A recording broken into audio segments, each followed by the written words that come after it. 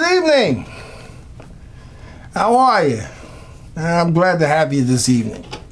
Hey, husbands, you out there? All you husbands. I hope you're listening to me. Got some good stuff for you of the kingdom. Yes, sir. Good stuff. I hope you had a nice day. And some of you wives, if you're listening out there, I'm glad for you. And I can go on with this subject for a little while, but I'm just going to give you a little taste and time to time, a little taste. But let us turn to the Constitution, but in the book of the letter that Paul wrote to the Corinthians on his first trip, okay? And that's the 1 Corinthians 7:1. And let us read. Now concerning the things of which you wrote to me, it is good for a man not to touch a woman. Nevertheless, because of sexual immorality, let each man have his own wife, and let every woman have her own husband. Let the husband render to the wife the affection due her, and likewise also the wife to her husband. The wife does not have authority over her own body, but the husband. And likewise, the husband does not have the authority over his own body, but the wife does. Now, I just want to tell you something here. Yes. You see, I had a call the other day from a relative, and she told me marriage don't mean nothing no more. It doesn't mean anything. And in this world, or the society of marriage, me, myself, I'm not ashamed. I was married more than once. I was still trying to blaming the wife, blaming the woman.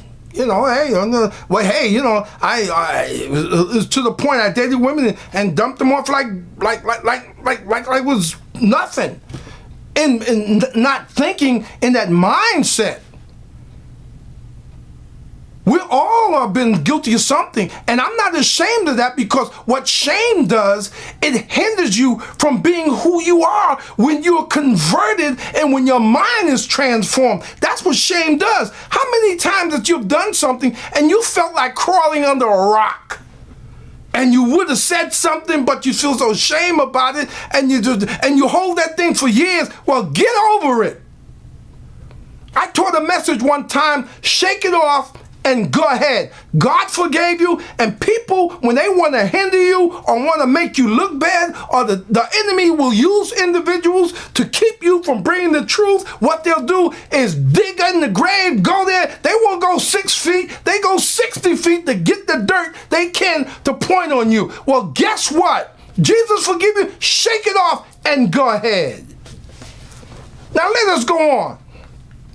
Husbands, I'm talking to you brothers. You know, see, men, if you get right, then the family gonna get right. And forget about the deviants, the women who trying to be a man, that they have issues, serious issues. Because I'm not talking to them, I'm talking to the men who claim to know Jesus.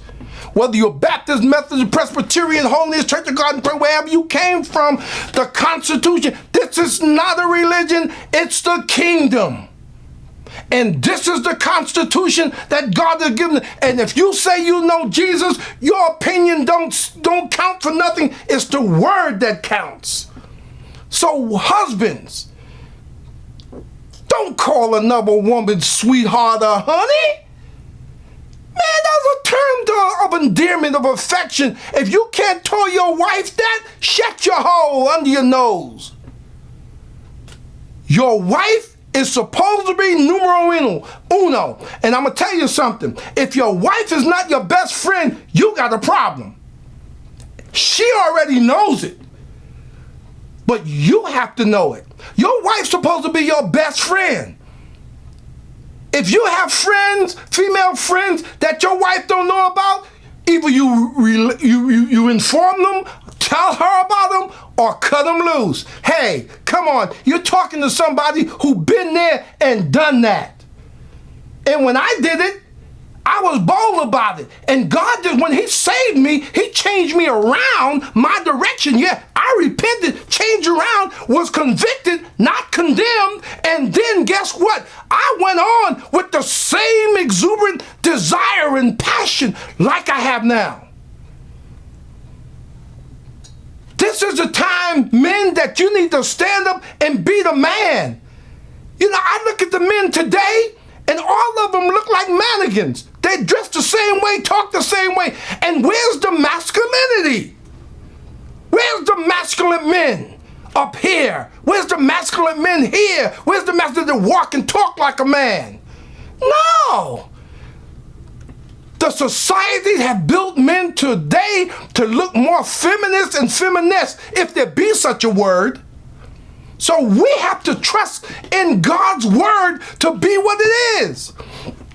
Stand on God's word, regardless of the situation, regardless if they like you. Let the world know, not only by running your lips, but by in your lifestyle. See, we have failed as men. We have failed to walk upright in the words that God wants us to weigh. Not forget about the King, King Jesus, the anointed one.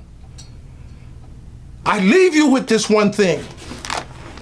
You either you'll stand for something or you'll fall for anything. You have a nice night.